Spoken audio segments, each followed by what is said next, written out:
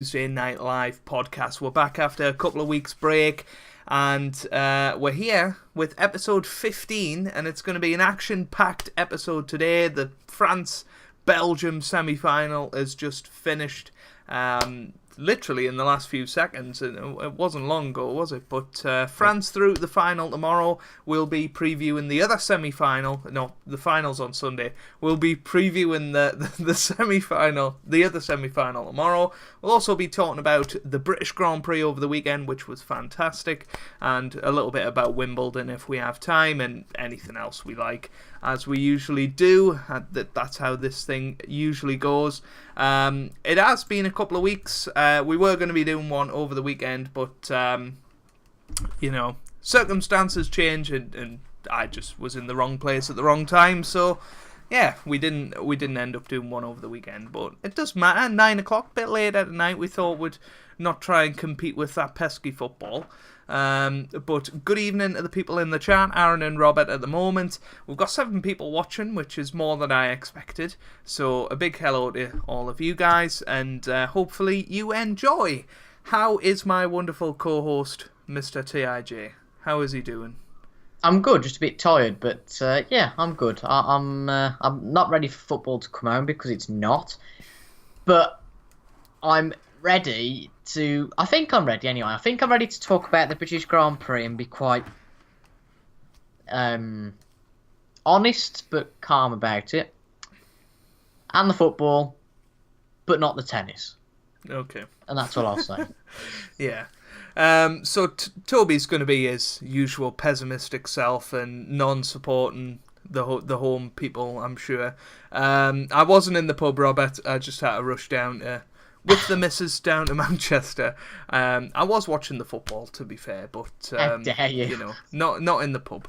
And we'll talk about football coming home later in the episode when maybe more people have come into the stream. But we will start things off talking about the British Grand Prix over the weekend, which was, I don't know, it was an improvement, let's say, on the last sort of 4 or 5 Grand Prix of the calendar.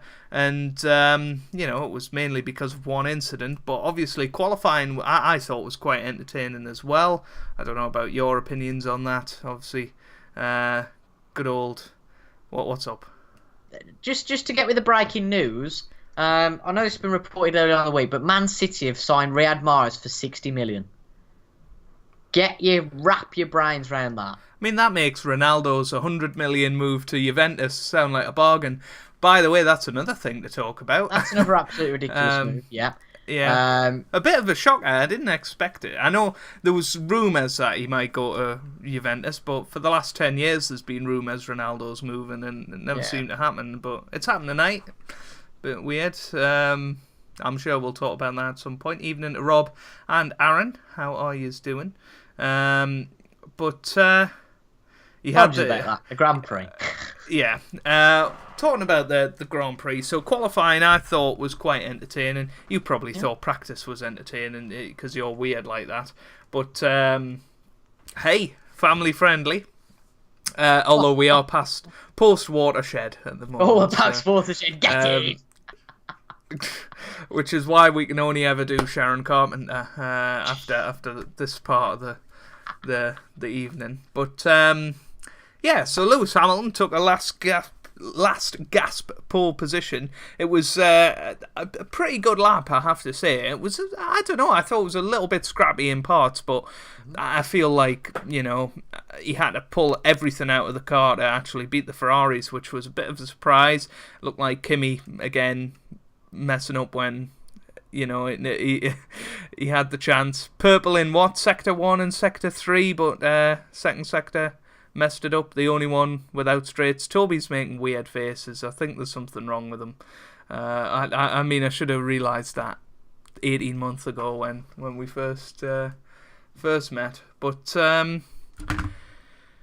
anyway, so your boy Kimi, happy with him in qualifying, or were you disappointed 100%. For him not to get pole? 100%. Yeah, I don't think he bottled it at all. I just think the Mercedes is a stronger car in that second sector. Yeah.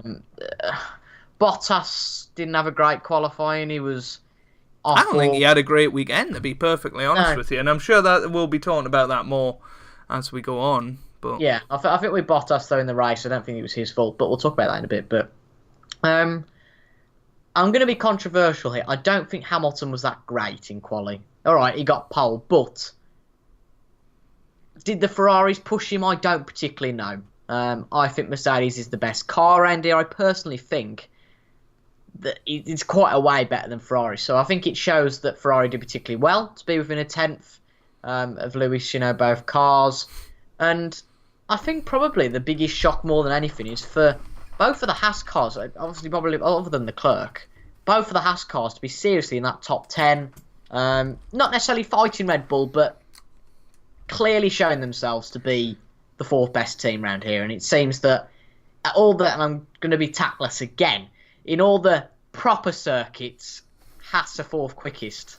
They're a bit of a weird bunch, Haas, aren't they? They are. So, some weekends they're there right on the money, and other weekends they're just lost. Like, I think I don't know whether it was it might have been Monaco. I don't know. Obviously, Monaco's not a proper circuit, but they were 19th and 20th for bits of it, and that's slower than Williams.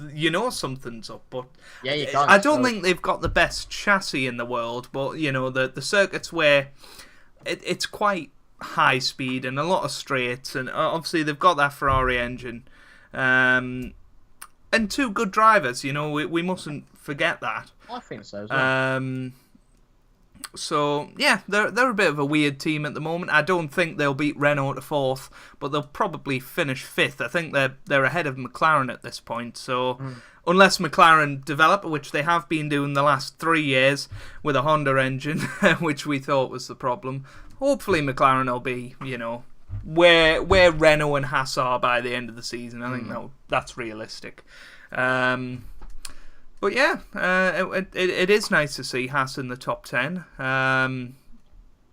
Force India looked a little bit more respectable this weekend. I feel like maybe a bit of a return to form for them, but still not brilliant for them, really. No. But the field this year is very, apart from Williams being at the back, it changes every weekend, which A, I think is fantastic, and B, just to show in the constructors, I know it's close at the top with only 20 points between Ferrari and Mercedes, but Haas are on 51, Force India on 49, and McLaren are on 48. That's blooming close. Personally, I think Force India will win that fight over the season, but you just never know.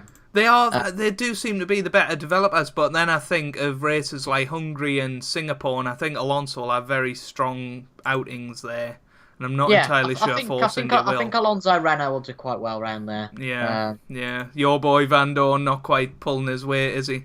Yeah, we'll gloss over that for now. But remember the predictions right at the start of the season when I had Van Dorn in 12th place and you absolutely went off it to me. And I was like, well, I don't think Van Dorn's in Alonso's league or whatever. And he's actually down in 16th place in the championship at the moment, would you believe? I mean, Grosjean's even ahead of him, and he only scored points in one race, so, but enough to be fair, though, it's a little bit like the Stroll thing, isn't it, last year? Stroll got 15 points, all because he finished third in a race that everyone else crashed out of. But I think we both agree that Grosjean's a better driver than Stroll, so, I'm a better driver than Stroll. We don't need to go into that one again, pal. To be fair, we did have a TIJ versus Stroll 3-episode thing earlier the year. So, anyway, we're getting sidetracked here. So, going into race day, obviously the start is pretty much everything, or so it seems these days, off the line. And Hamilton got an absolutely awful start off the line. He was swamped by Vettel, obviously, and Bottas and Raikkonen. Had a little look, and then obviously the incident down into turn 4. What are your opinions of that? Or turn 3, I think it is, actually. To be fair, I think Bottas helps Hamilton because Raikkonen was coming up the inside of Hamilton. I'm talking about turn 1. Raikkonen was coming up the inside, and because Bottas was there, he couldn't get through. So, conspiracy theories about, that car didn't turn through. Oh, shut up. Personally, racing incident. I I'm not going to say it's Hamilton's fault. I'm not going to say it's Kimi's fault. Really, I just think it's one of them things that can easily happen on the first lap. Hamilton could have been a bit wider, but then I understand him, for taking the line. And Kimi locked up. It can happen to anyone. It happened to Vettel a couple of races ago, didn't it? It can happen to anyone. It was the very slightest of lockups, and he only tapped Lewis. He didn't smash straight into him. And at the end of the day, it didn't massively affect both the drivers' races. Kimi got a 10-second penalty, which I was absolutely gutted about because I didn't think it was justified. But it depends how you look at it. I think from the stewards, they gave Vettel a 5-second penalty last time out, and this is the big argument. Why was it 10 for Raikkonen? And I think Coulthard came up with with a good sort of theory about it, saying that the penalty should theoretically put them behind the driver, because if there was an overtake off track or whatever, then Raikkonen would be expected to move behind Hamilton. I think there's some flaws with that, though, isn't there? 100%. If you take a Williams out, you might as well go back to the garage. Well, yeah, exactly. Or what happens if one of the drivers retires? Then you can't retire the car. Of course, there's flaws to that, but I see what he's saying. I think that's fair enough. I think 10 seconds was fair enough, because obviously Vettel into Bottas. I think in France, well, as far as I'm aware, did it send Bottas to the back? I can't really remember. Pretty much, yeah. But there was a safety car involved with that, so it was kind of. It was a bit of a dodgy one. Yeah. But luckily with this one again, there was a safety car, so it closed the field up, and it was just it was a really good race. I thought, not particularly because of that smash, but it certainly helped it out a little bit. And I have to say, what a Grand Prix from... Hold on. Who was it now? Was it Alonso? Yeah. Alonso had a decent race. Alonso. Yeah. Alonso and I've lost my thought here. Ocon? Hulkenberg? I don't know. I was going to say Grosjean, but maybe not. I don't know what I was thinking of. Grosjean crashed with Sainz, didn't he? I'm sure I've gone back to Austria because I thought, what a brilliant race from Alonso coming from the pits to 8th, and I thought, no, that was Austria. So I've completely lost my train of thought. But it was a good race, and that was nice to see. The incident didn't mar anything, and it was quite good. It was nice to see Kimi and Hamilton battling through the field. Although arguably that use of the word battling is very loose because nobody gave them a challenge. And it was very easy for both Hamilton and Kimi to get through the field. So people saying, oh, look at Hamilton's drive. I could have driven that through the field. It wasn't hard. But to get where he did and keep that position was very good. But it's also very important to note that after that safety car, he didn't overtake anyone. It's not like he had a fantastic race to get him up to second. Arguably, yes, he did get himself up to that position before the safety car. But because of the safety car, he did inherit some of that. And particularly with Bottas's tyres just going off the cliff. I mean, I think Bottas did a fantastic job to keep Vettel behind after the safety car, because I said, look, Vettel's going to either get Bottas straight away or he's going to try for a few laps and Vettel's tyres will go off. And it appeared the contrary. Vettel was patient, he waited, and he got Bottas. And once Vettel had got Bottas, it was almost like the Jorge Lorenzo effect, if any of you guys watch MotoGP. As soon as one person overtakes him, he completely loses momentum. And I'm not saying that's what happened with Bottas. I think Bottas' tyres just went, and Lewis's tyres are very close to going as well. The only criticism I have is perhaps Kimi could have got Lewis, but I think Kimi was held behind Bottas a little bit longer. Mm-hmm. But I think if he would have got past Valtteri quicker, then he would have definitely had a chance to get Lewis, which would have been brilliant, and a bit of redemption for early on, of course. But again, good races from the likes of Hulkenberg, likes of Ocon, likes of Alonso. Really, to be honest, 6 of the big gunners were out. It shows by the fact Stroll and Sorokin finished 12th and 14th. So if you use them as the base at the back, you got Van Dorn 11th. So let's say 11 cars finished. So, the likes of Perez, Magnus Alonso, Ocon and Hulkenberg are all going to inherit those positions. But still, for the likes of Renault, a good 8 and 6 points for Force India. So we kind of mentioned earlier with the whole constructors battle thing, and another 4 points for Alonso Renault. But it was a good race, and I think it sets things up well going into these 2 races before the summer, because I think Silverstone's always a good circuit for showing which cars are good and which cars are good generally. Because I think Silverstone's one of the best circuits on the calendar. And that's not just because of its history. I probably preferred the old circuit, but I think now we probably test straight line speed more, which I don't know whether it's a positive or not, because they can take the likes of Maggots and Beckett's flat now, which I don't like that at all. But it is amazing to see the speed through there. I'm going to have to have a drink in a minute. But it was good to see, and I'm going to try and put this tactfully, it was good not to see Lewis win. And I'm not going to explain myself, because I don't want to. But that's all I'll say. It was good not to see Lewis win. Well, yeah, because I think if Lewis did win, you know, it probably would have been off the line, and he would have won by, 20 seconds or something like that, and, you know, we wouldn't be talking about this race as being... And I also think it's good for the championship. The longer Vettel's ahead in the championship, I think that's what's going to keep it alive, because I do believe at some point Hamilton is probably going to pull away from Vettel. I don't know what your opinion is on that. Yeah, I think so too.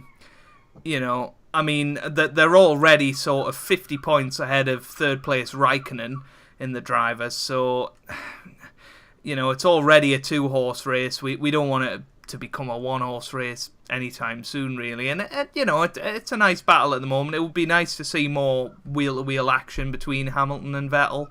I think that's what this season is lacking at the moment. I do just want to talk a little bit about some of the other drivers that are having really good seasons, actually. Obviously, one of them is Charles Leclerc, who I know you're a big fan of, until he takes Raikkonen's seat. Potentially, you don't know. I mean, BBC seem to think it's all done and dusted, but... yeah, but Andrew Benson's a bit of a prat. So, yeah, exactly.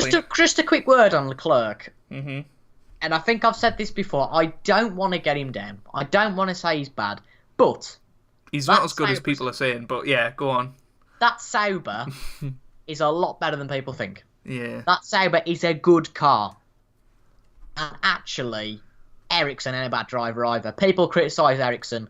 I think Ericsson's been unlucky, actually. I think he's had a few retirements, hasn't he? So really, he's never got to prove himself in a decent car.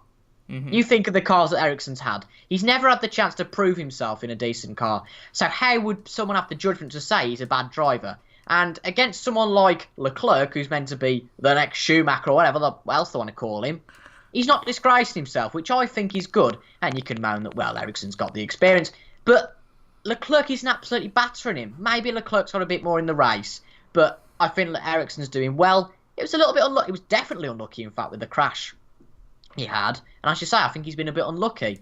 In terms of other drivers, I think Magnussen's having an absolutely fantastic season. Yeah, a coming of age for Magnussen, I think. Yeah, you know, he had a decent first season with McLaren.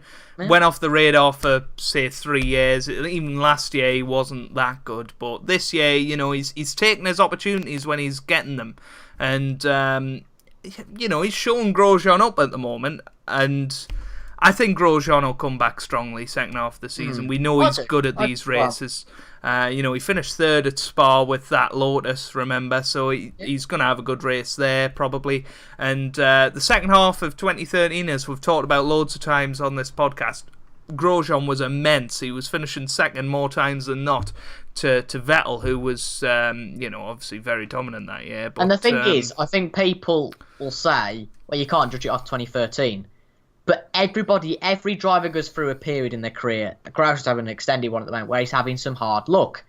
And that's what killed the rest off in 2013. You know, he drove well, and he had 2 or 3 races, but I remember it so well. Belgium, when he got put off by Maldonado. Italy, when he had a crash. That finished his career.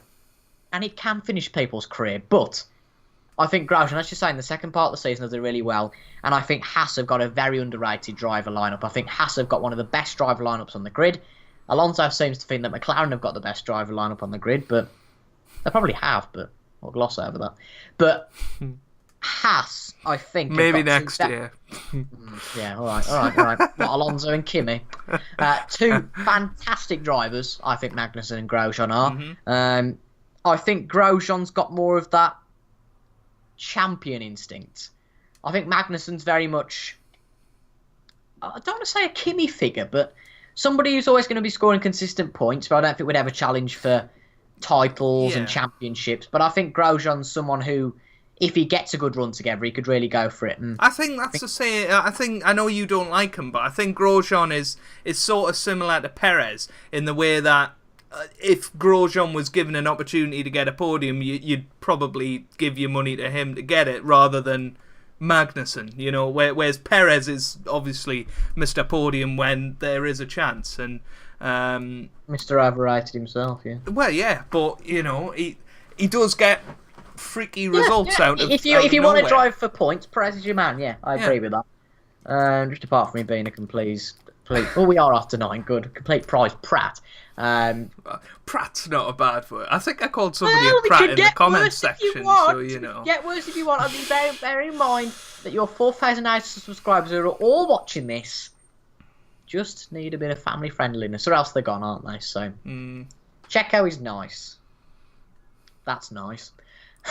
Vettel beating Hamilton at Silverstone is a huge blow. I think it would have been had Hamilton have retired. I think that would have been... But I think the fact Hamilton got back to second is massive. I think that's a huge blow to Vettel. He responded, didn't he, at the end of the day? Yeah. He got knocked down for arguably the first time in a while, and he responded. Yeah, and you know, it was easy going through the field, but he still had to do it. You know, every lap he was having to get close enough to pass into Stowe, which he was doing, and you know, he was on the money. But you know, for whatever it was, 15 laps to get back up into the top 5, and you know, all credit to him.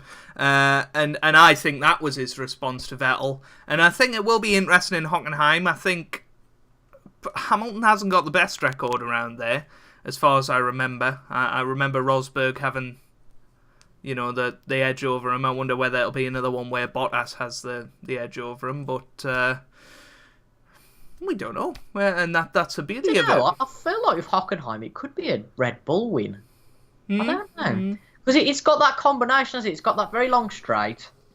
Then it's also got some real tight and twisty corners. You know I think third sector will definitely be a Red Bull stronghold. Early preview, Ricciardo win. Yeah. I've got a feeling. He's got a feeling, and when Toby Jones looks into his crystal ball, it's just like Eddie Jordan. So, you know. That's a bit optimistic. That's optimistic. No, I'm probably wrong. But if he does win, I charge a $5. That's all I'll say. But yeah, it should be interesting, Hockenheim. It's a good track. It's a shame we only go there once every 2 years. It would obviously be nice for Vettel to win in front of his own crowd, but it would also be nice for Mercedes to win in front of their home crowd as well, I think. I know, it depends, you know, the way you look at it. It would be lovely for Nico Hülkenberg to win in front of his home crowd. Or at least get a podium, you know. Yeah, I think we'd settle for that. That's a bit unrealistic. You like that Hülkenberg's like. It is, but yeah, and you never know if 4 or 5 drivers go out. 19. Who knows? Hey, Hülkenberg is 7th in the driver's stand. He's best of the rest at the moment, to be fair. So, you know, he's another guy I think is having a great season. A lot of people thought Sainz would turn him over this year, and I think, you know, especially as the other person on this call. But, you know, Hülkenberg's holding his own, and we all know that Sainz is as good as Max Verstappen, so that means Hülkenberg's better than Verstappen in my book. So there you go. But no, I think Sainz is having a good year as well, to be fair. 10th in the standings. Yeah. He was on for points before his incident with Grosjean. Roger outside again. Honestly, it's ridiculous. It's just because I've had my windows open constantly, but you know.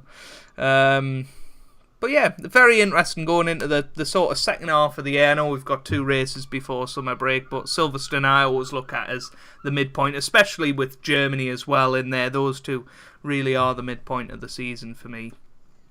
And yeah, it's going to be the battle of the development over the summer of who can make their car better for the second half. Obviously, Mercedes are going to capitulate in Singapore as they always do. So that's a free win for Ferrari or Red Bull right there, unless there's a 3 car crash on the first lap. I'll tell you what, I know everyone would love to see, but I'd love to see a shock winner at some point this season. I feel like we haven't had the real shock winner for a while. I don't think we have since 2012, to be fair. Yeah, I think Maldonado winning Spain. Yeah. I think that was the last shock. I think Raikkonen winning a couple with Lotus was a shock. But, But it wasn't as much as a shockwave, because I think we've all heard of Kimi Raikkonen, but Yeah. we passed Maldonado, we never heard of him. But yeah, I would like to see Williams win a race, but that ain't going to happen. Would you really like to see Sirotkin or Stroll win a Grand Prix? That's what you've got to ask yourself. To be fair, I'd sack them both, get De Resta in the car, and get Chandok in the car. That's a good one. Get Chandok in the car. Well, he's good at driving the 1970s Williams, exactly. But, Just getting stones all in his face. Oh, dear. Get Susie Wolf back in the car, that's what I say. Yeah. Wouldn't get off the start line. Right, anyway, I think we've exhausted this F1 topic. Is there any chance you could talk about Wimbledon next? Because I need to go and get a drink. Okay, I'll talk about Wimbledon quickly while Toby goes and makes himself a drink. So, first week of Wimbledon is finished. It was Manic Monday yesterday with all the fourth round matches. And, I know I've seen a few of you commenting about a Federer-Nadal final. I think that is probably being a bit optimistic at the moment. I know Nadal's looking good, but I don't think grass is his surface anymore, unfortunately. He's had a fairly easy route. I think a lot will depend on this Del Potro match tomorrow. If Nadal's going to be a contender, he's going to have to show that he can beat Del Potro in straight sets. If he doesn't, question marks have to be asked for me. He does look good, I'm not saying he doesn't, but he, as Rivlud was saying before, first quarterfinal since 2011. That kind of shows, really, and he hasn't been doing it well against big servers, big hitters. Del Potro is both of those, and I think Del Potro could be a dark horse to actually win the whole thing. So keep an eye on that one tomorrow. Obviously, Roger looking very, very good. He sat out the clay season. He's come into the grass fresh. He's only lost one match, which was the final of Halle. And he's won something silly like 30 consecutive sets at Wimbledon. So he's going to take a lot of stopping. He'll be playing Kevin Anderson in the quarters, and another big server. But if anybody can beat a big server, it's Roger with his sort of chip and charge. But, we'll see. We'll see. That shows he's back now. But, I don't think it does. I think Nadal's had a very, very easy run so far, personally. And, fair enough, he's come through it. And Federer's had an easy run as well. Kei Nishikori would be nice to see him, back. He's had troubles with injuries the last couple of years. It would be nice to see him play well against Djokovic, who's also back from injury and looking good. Kyle Edmund kind of had him in the first set and a half, but then Djokovic came through and is going to look good, I think, going forward. But yeah, last 6 slams shared by Nadal and Federer. No disputing that. There's not, but 2 of them are on clay, which Nadal will always win on clay. Nobody can beat Nadal on clay. Of course you can only play what's in front of you, Rivlud. But yeah, we're just speculating about a Nadal-Federer final, and I'm not so sure, but we'll see. Well, I don't know if you've seen any of the tennis the last week, Toby. I don't know if you've particularly been bothered, but I haven't seen a second of it. Really? No. I'm impressed you've escaped it, to be honest with you. I saw that our bloke got beat by Djokovic, but apart from that, yeah. Apparently all the women are out. Yeah, top 10 women are out, but Serena Williams is still in, so you can pretty much say the number 1's still in. It's just she went and had a baby. How dare she? And Unbelievable. Lost her ranking. But great final of 2008. I remember it very well. One of the best. Well, probably the best match I've ever seen of tennis, and if anybody gets a chance to watch highlights of that match, watch it. One tennis match I'd pick to watch. Unfortunately, my man, Mr. Federer, lost that match. But, Yeah, I back a Federer Del Potro final. That is my prediction at the moment. But I know a lot of you will disagree, and that's absolutely fine. Anyway, since Toby's back, we'll move on from Wimbledon, and we'll come on to the big topic of the day, really, for me. Previewing tomorrow's match, England versus Croatia. In my opinion, England's biggest match since Italia 90. Obviously, I'm not old enough to remember that, but I've seen a lot of stuff about it. Who hasn't? And obviously, the great Bobby Robson. I remember it well. Was way, of course you do. You were around in 1956, so you know, which wasn't a World Cup, yeah, weirdly, but yeah, it wasn't.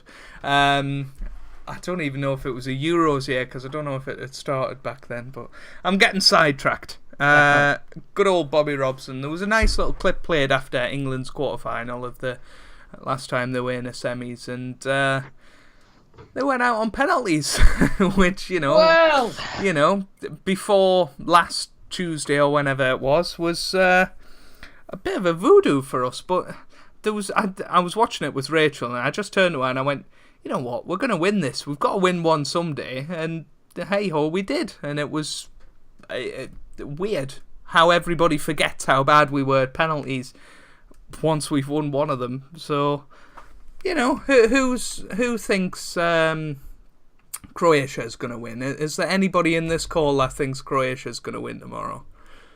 Are you going to say your piece?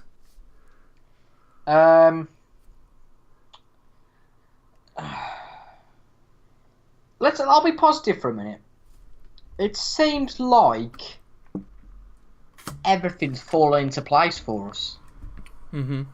And that's just incredible. We've had the better side of the draw. I don't care what anybody says. We've had the better side of the draw because if we were Belgium... I don't think anybody's disagreed with you, Toby. We would have had to play Japan, France, and whoever they played in the quarters. Belgium played Brazil in the quarters. Brazil, thank you. We've had Colombia, Sweden, Croatia. So, it feels like it's all falling into place because if we win tomorrow, I think France is the better opponent. I feel like if we had Belgium, this is going to sound silly just seeing as France just beaten Belgium, but I think Belgium would batter us. I think Belgium have grown in confidence throughout the tournament, and definitely. You know, they were 2-0 down against Japan. They came back to win 3-2. You what? I was gutted at that game. I really wanted Japan to win. They came back to win. But Japan wouldn't have beat Brazil. But anyway, they came back to win 3-2. They beat Brazil comfortably. And, you know, I think they were the better team tonight. And, you know, a set play for France, and then they just shut up shop, which is my worry for England. If if France were to go 1-0 up, if England got through at the final, I'm not tempting fate, but if England or Croatia got through and France got ahead, France are just going to shut up shop, 10 men behind the ball, and it could be quite a boring final. But, you know, first of all, we've got to look at the semi-final, and obviously Croatia have had a very good tournament until the knockout rounds, in my opinion. You know, they played very well in the groups. I know you picked them out very early in the group stage and said, look, this team's going to win. They beat Argentina 3-0, which was unprecedented. I don't think anybody expected that. Probably more people expected that than expected Ronaldo to go to Juventus, though. But, yeah, it was quite a good group stage for Croatia to get through, and then I don't know, they just seem to have hit the brakes in the knockouts. I don't know about you, but watching them, I haven't been that impressed with them. They haven't looked the same team. I agree. Yeah, I agree. It's been weird, but whether they're kind of, and this sounds ridiculous, whether they kind of are just slowing things down a bit just to not to make people worried as much. But I have to say, against Russia, I did watch the full game, and I think Russia played well. It wasn't that Croatia played badly. I just think Russia played well. And sometimes you have those sorts of games, but as I said from very early on, Croatia will win it because their midfield's good, but not because of that particularly. They are just a very good team all round, in my opinion. And if we look at the results so far for Croatia, they started off World Cup with a 2-0 win over Nigeria. Nigeria were rubbish, and they just dominated. Then, of course, they beat Argentina 3-0, which is the big one for me. And that wasn't just luck. Argentina were awful, but Croatia played very well. And then against Iceland, I didn't watch that match, admittedly, but they completely tore apart Iceland as well. So in the round of 16, they played... Who did they play in the round of 16? They played Denmark, and it was 1-1. But again, Denmark are a hard team. I think we'd have struggled as well with this side of the draw. Denmark, Russia, then ourselves. I'm pretty nice to book that one up. But yeah, Denmark's are a tricky team to play. At the end of the day, they've got Kasper Schmeichel, which is one of the best goalkeepers. Did I say this? In the world. And that's why I want them to I don't think anybody would disagree with you there. I think two of the best were on the field tonight. I thought they were both brilliant. They were, yeah. They were both fantastic, I agree. Yeah, Lloris was absolutely fantastic as well as Courtois. And you know what? Pickford the other night, he was fantastic. And I know he's not one of the best keepers in the world, but that night he was on fire. He was world class. I mean, you could argue that Pickford actually saved us.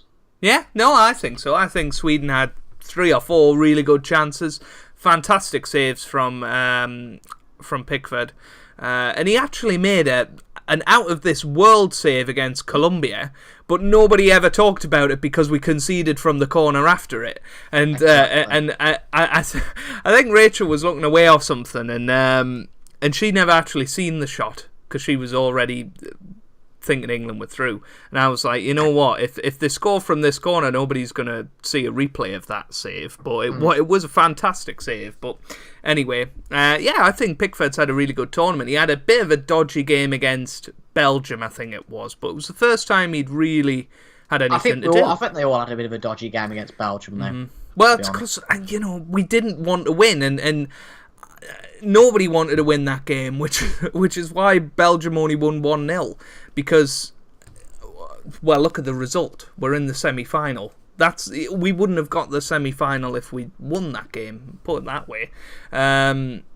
Nobody wanted to win that. And Belgium-Croatia, I think Belgium would have been big favourites for that if they'd come through this side of the draw.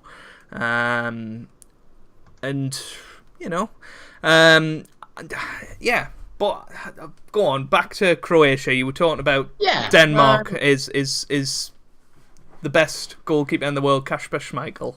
Yeah, of course. Yeah. That's exactly what I said, to the T. Yeah. But I just think that they are a seriously good team, and I do worry about us against them because, all right, us against them, blah blah. But Pickford did very well against Sweden. I'm glad we went on to that because Pickford did well against Sweden, but I don't think Sweden offered anything up front. They weren't very good up front. Whereas Croatia, they scored 2 goals in the last game. They scored 1 against Denmark. They scored 3 against Argentina. They scored 2 against Nigeria. They scored 2 against Iceland. That's 10. We've scored more, but that's really only because we beat Panama 6. And that just worries me. I just think that Croatia will have the amount of shots. I don't think so. I'll have a look at the stats there. But has Rivlud got the starting 11 from somewhere?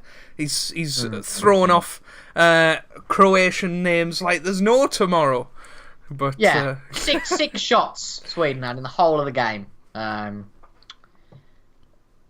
Saturday, and they only had 3 of those shots on target. So I fully believe they didn't offer anything up front. But if you look at Croatia, some of the players they've got, thank you very much, Rivlud, Kramaric, Modric, Perisic, Rebic, Mandzukic and Rakitic.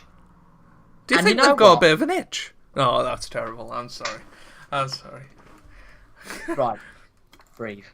And actually, Robert Cook, very good comment. It's the danger everyone thinks we're already through. It's this coming home rubbish that annoys me, and I hope everyone is good at lip reading. I'll do it again. At this point of the video, I'll say I'll never swear personally, but the characters in my videos may well, Characters. Right. But yeah, I think I fell off laughing. What did you fall off the building? I hope he didn't fall off the building, otherwise that might be the last we ever hear of him. So. Oh, no. Oh, Christ. Let's make sure you're all right, Rivlud, please. Yeah. Please message us as soon as you can. I'm concerned. I fell off, so I don't know what's happening. I really don't know what's happening. I'm really concerned about Rivlud now. He's not messaging. Let's not. Cheers, Rob. Cheers, Rob. That's what I said. Thanks. Right, Croatia. Come on, keep talking about them. They're strikers.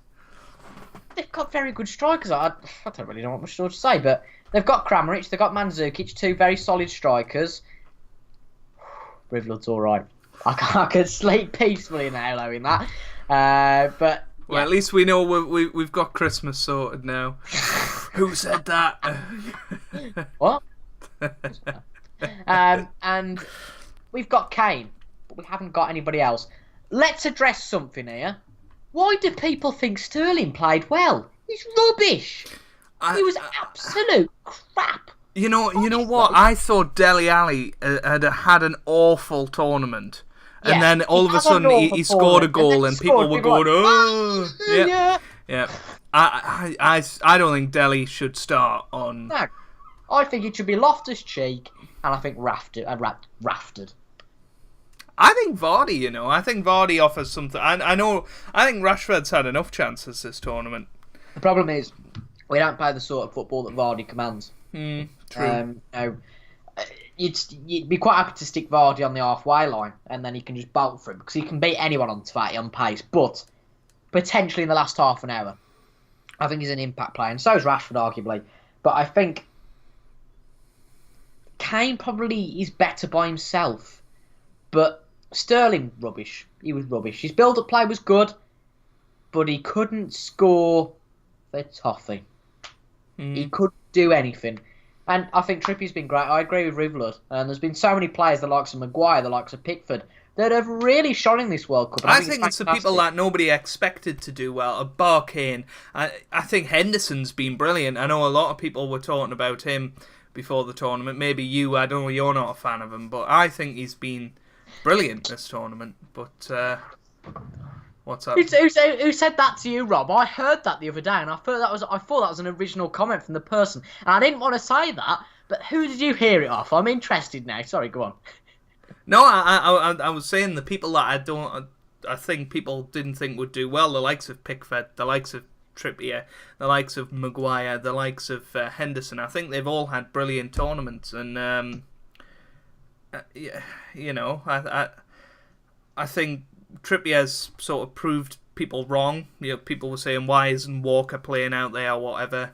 Why isn't Cahill playing Wilshere? Why isn't he playing for Henderson? Or I think when Dyer's come on, he hasn't been that impressive. So no, I've been really happy with the team, and I stand by what I said on the last podcast. I think England have played the best football of the tournament, and I'm not saying they've had the best results. I'm saying they've played the best football. They're positive. They're confident.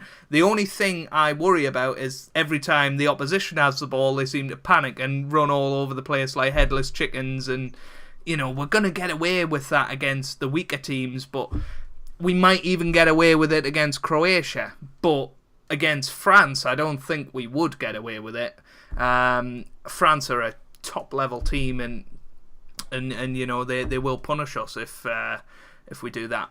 The one thing in our favour is whenever we get a corner or a free kick, when we know we're going to get close to scoring, that love train, that sort of splits off into the box. I think the Croats will be wise to that, though. I think they'll be wise to that. I think Colombia were clumsy. But Sweden should have been. Sweden had been very good defensively in the tournament before. I just think Croatia will have their eyes on that. Yeah. That's the only way we can beat them, and that's the real problem for us. But I just think that... are Croatia as good defensively as they are going forward?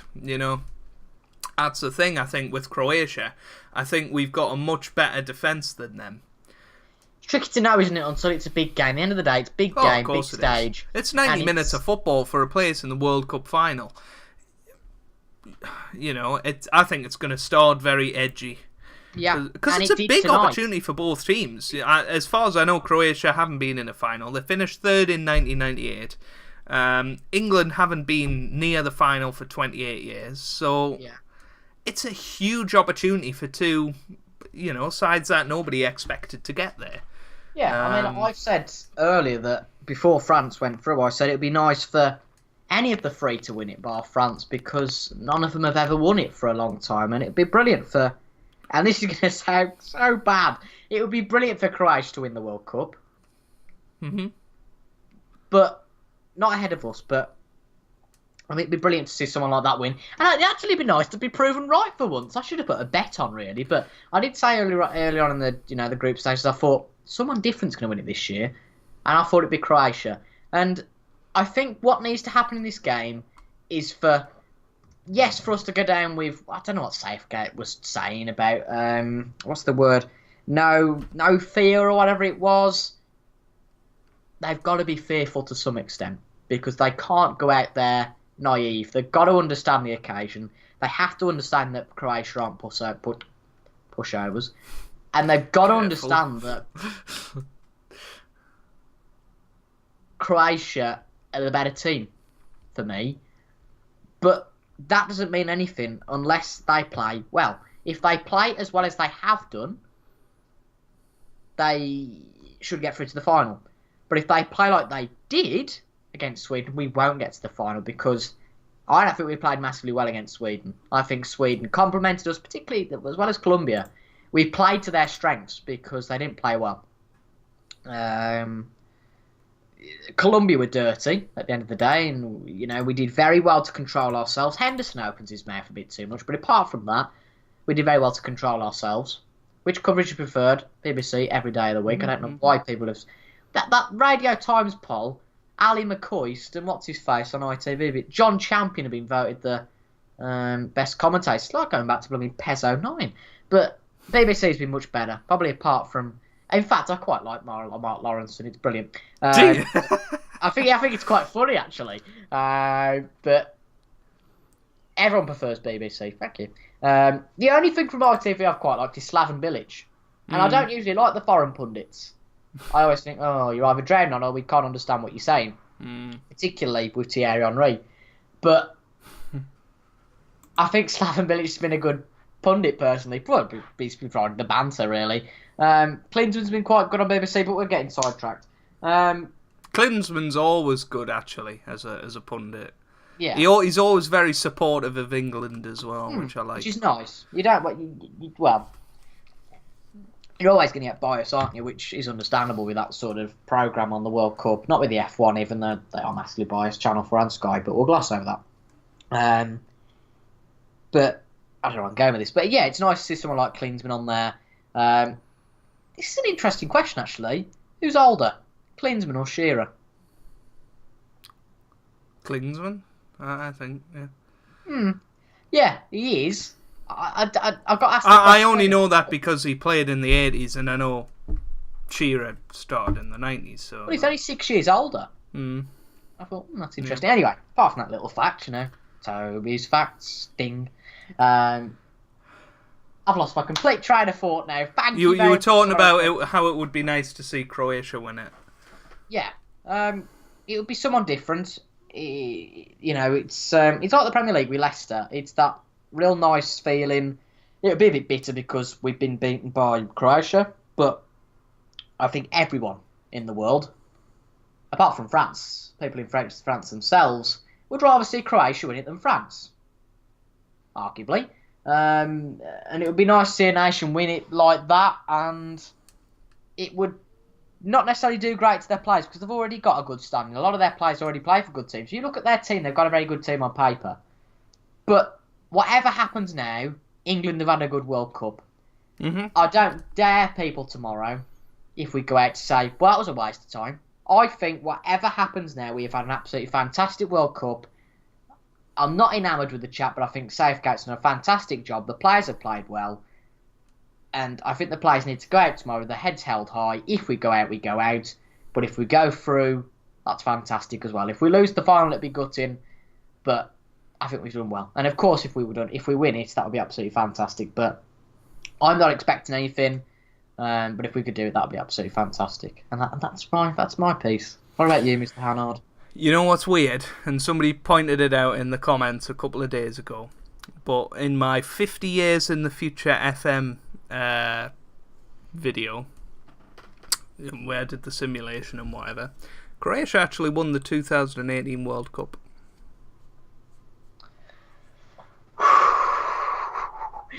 I'll tell you what, we don't want to get into conspiracy theories now, do we? We don't want to get into any of that. The sun's going down. It's nearly 10 o'clock, and it's getting a bit edgy. But no, I agree with you. I think England have had a brilliant tournament. I know you backed them to actually go out in the groups before the tournament. I always thought we'd probably get to the quarters. I thought if we got through the group, which we should have, whoever we were going to play out of Group F or H or whatever it was, we were going to be favourites against. So I always thought quarterfinal. We were all expecting, Germany or Brazil in the quarters. It didn't turn out that way. And semi-final. I mean, it's our best performance for 28 years. Maybe not performance-wise. I think maybe 2006 we were better. Or 2002, 1998, say whatever you want, but we've got through the semis, and there's just such an air of positivity about the players, and I hope that keeps going into tomorrow's match, because if it does, I firmly believe that we will win the match. I think what's done England really good so far is the positivity, and the only game we didn't have positivity was the Belgium game, which we lost and wanted to lose, or whatever you want to say. But, I think Southgate's done a cracking job. He inherited a side that was embarrassed after Sam Allardyce, and he's done a really good job, I think. He led us through qualifying easily. Back to basics approach, wasn't it? It was a back to basics approach, which... And it's man management, he's and that's what Bobby Robson did so well back in 1990, what Glenn Hoddle did well in 98 or whatever. You are? I don't think Glenn Hoddle's ever done anything well. But, he was a good manager for England. He just let his mouth do the talking and unfortunately embarrassed himself. But I think... who did they beat? I don't know. What was I talking about? I think I think England have just got to go into tomorrow and think of it as a big chance to get into the final, a once in a lifetime chance, really. These players might never get the chance again to get into a final, especially the likes of Henderson and who else is older, 28. Harry Maguire, I think he's probably about that age, is he? I don't actually know. Delph, those... Ashley Young, definitely. Not so young anymore. He's probably looking at his last World Cup. So, yeah. Big opportunity for England tomorrow. I think whatever the result, we've got to be happy with it. As long as we don't get embarrassed by Croatia, I think. Although it would be less gutting to get beat 4-0 by Croatia than get beat on penalties. Let's be real here. I think it's going to be a really edgy game. I just hope England can do it. It would be so nice to see England win the World Cup and, just answer all those critics from when that squad was announced. We did a podcast the next day, and people were angry about it. They would say, "Oh, where's Wilshere? And we were the same, We were saying, there's a few mistakes in there, but Southgate's done it his way, and I think credit to him. I think, and good on the boys, and they will be coming home whatever happens on Sunday, presumably, or Monday, whenever. Because they've obviously got a third place playoff to play, even if they lose tomorrow. So, even if we get the bronze medal, I think that would be fantastic. We've got 2 games of football left. Be nice to win one of them. Be brilliant if we could win both of them. But if we lose both, who cares? We've had a brilliant tournament. On to 2020, where the semi-finals and final will be in England. In the Euros, and yet you have to say, after this World Cup, we've got to go in as one of the favourites to get to that semi-final stage in 2020. And having it on home turf could really it could really go nicely for us. A home tie. Yeah. And then off to Qatar in 2022, which will be interesting if it happens. But I'm pretty much done. I don't know about you, TIJ. I know he's gone off somewhere. He's probably... I've only got to put the light on. Okay. Yeah, I think I'm pretty much done. It's been a big week of sport, really. And another big week to come.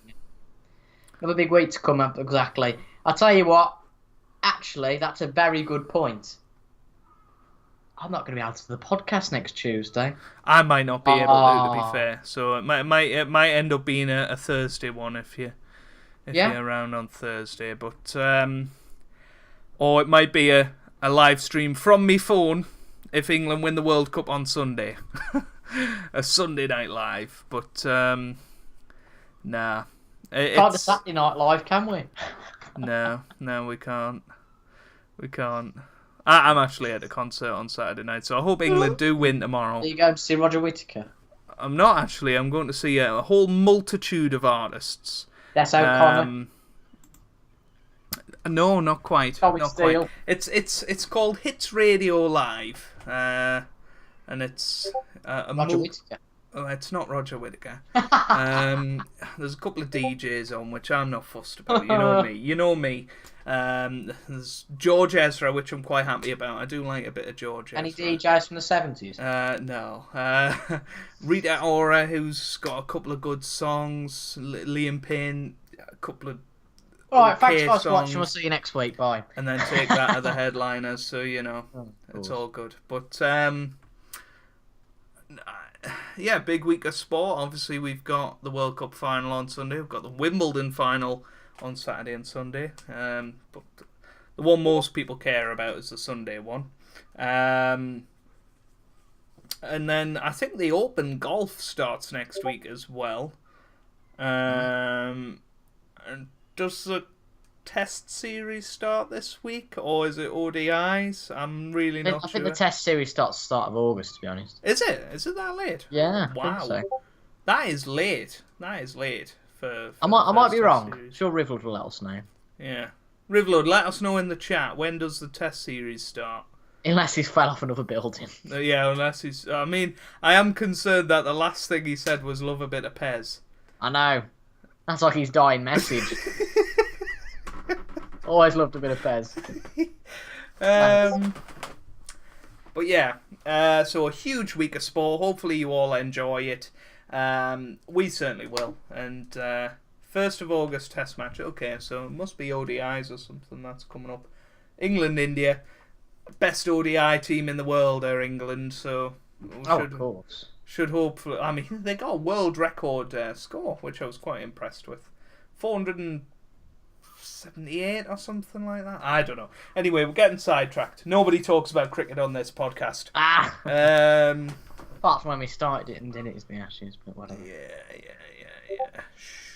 Great captain out this week as well. Hopefully I'll be getting some of that to you guys very shortly. But, yeah, anyway. Have a great week. I've got nothing else to say. What about you, Toby? Do you want to say your bye-byes to everyone?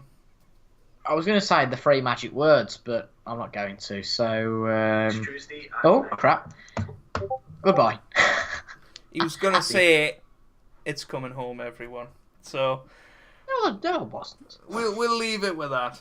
I hope you have an absolutely wonderful week. Enjoy the sport, enjoy the cricket, enjoy the football, and especially enjoy the tennis. No Formula 1 this weekend, but we all need a break. And it wouldn't get any views anyway because of the World Cup final. But anyway, have a great week. Thanks for watching, and see you later.